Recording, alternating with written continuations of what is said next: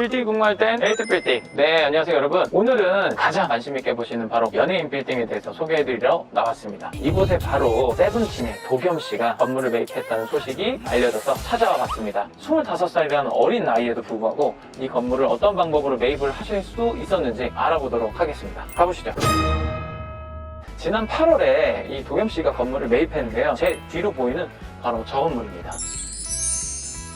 우선 이 지역에 대해 설명을 드리도록 하겠습니다. 신사역과 압구정역 사이에 있는 가로수길이 위치한 신사동 블럭 안에 위치하고 있고요. 사실 신사역보다는 압구정역에 가까운 라인의 상권이며 신구초등학교로 내려가는 이면 쪽에 위치를 하고 있습니다. 사실 이 지역은 압구정역 쪽과 또 가로수길, 세로수길에서 퍼져나오는 상권 중에 하나이긴 한데요. 과거 한 5, 6년 전까지만 해도 제 주변에 지금 보이는 것처럼 다세대 다가구 빌라 같은 이런 주택 건물들이 많았었는데요. 그 중간중간에 거래들이 이루어지면서 이런 구옥들을 상업용 시설이나 사옥으로 개발을 한 사례들이 많이 생겼습니다. 그래서 이 지역도 이면부가 많이 변화를 했고요. 본 건물도 상가주택으로 사용을 했던 건물이지만 상업용으로 전환이 될 것으로 보여집니다. 도겸씨가 매입하신 건물에 대한 소개를 해드리도록 하겠습니다. 주소는 강남구 신사동 557-20번지고요. 대지 53평, 연면적 103평, 지상 5층에 지하는 없습니다. 2종 일반 주거지역이고요. 2012년도에 지어졌습니다. 그리고 엘리베이터가 한 대 있고요. 좌측 주차는 3대가 가능합니다. 총 매매가가 68억 5천만 원에 매입을 했고요.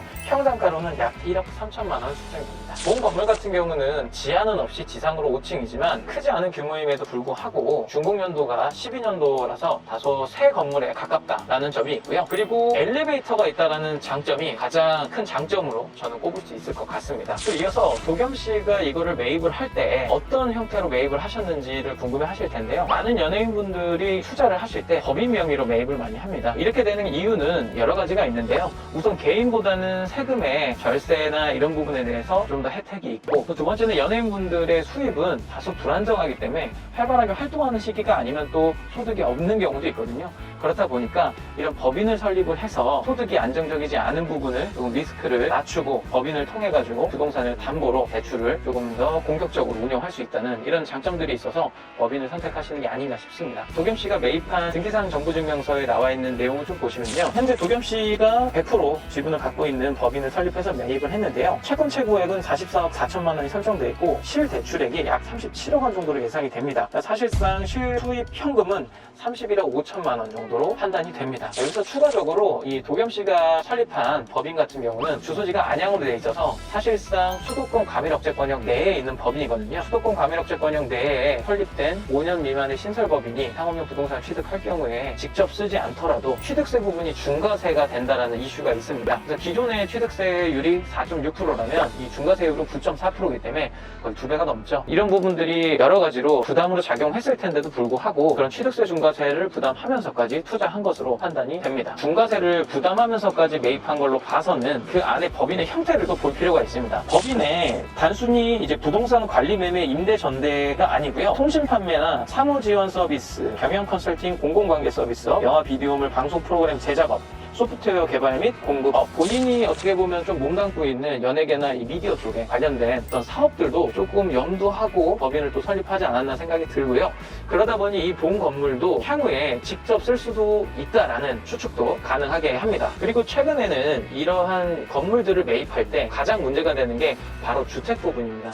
이 본 건물도 사실 거래되기 전에는 상가주택으로 상층부에 1층부터 2층까지는 이제 근생이고요. 3층부터 5층까지는 이제 주택으로 되어 있었습니다. 이렇게 주택이 들어가게 되면 개인분들은 본인의 자가 보유주택이 있을 경우에는 다주택자로서 취득세 중과세를 내게 되고요. 그리고 법인 같은 경우에도 취득세 중과세로 12%에 해당하는 중과세를 또 내기 때문에 이런 부분들은 최근 들어서 잔금 전에 모두 퇴거를 하고요. 그리고 건축물 대상상 용도를 근린생활시설로 변경을 해서 취득을 하시는 방법이 있습니다. 이렇게 될 경우에는 파시는 분은 주택으로 세금을 내게 되시고요. 사시는 분께서는 상가로 취득을 하실 수 있다는 장점이 있습니다. 네, 그럼 한번 이쪽으로 와보시면요. 현재 이 도겸씨가 매입한 건물을 보시게 되면 1층과 2층은 상업시설이었고 3층부터 5층까지가 주거시설로 되어 있었는데요. 보시는 것처럼 현재는 잔금 이후에 전부 명도가 완료된 상태로 보이고 전부 퇴거를 하신 걸로 보입니다. 그리고 3층과 4층, 5층 부분은 주택이었던 걸 전부 철거를 해낸 모습으로 보여집니다. 그래서 지금 리모델링 공사를 계속 준비하시는 걸로 보여지고요. 앞으로 리모델링이 어떻게 이루어질지도 한번 지켜보는 게 좋을 것 같습니다. 네, 도겸 씨가 이렇게 해서 매입한 건물들에서 총 저희가 한번 정리를 해봤고요. 이 매입하신 평당가는 다소 이 지역에서는 최고가로 거래가 되었지만 이 또한 이제 거래가 되면서 이 지역의 시세가 한층 더 올라갔다고 볼 수도 있을 것 같습니다. 다음 시간에도 여러분들이 가장 궁금해하시는 또 연예인 빌딩 소식들 나오는 대로 현장으로 달려와서 소개를 해드리도록 하겠습니다. 지금까지 에이트 빌딩이었습니다. 구독, 좋아요, 알림 설정 부탁드립니다.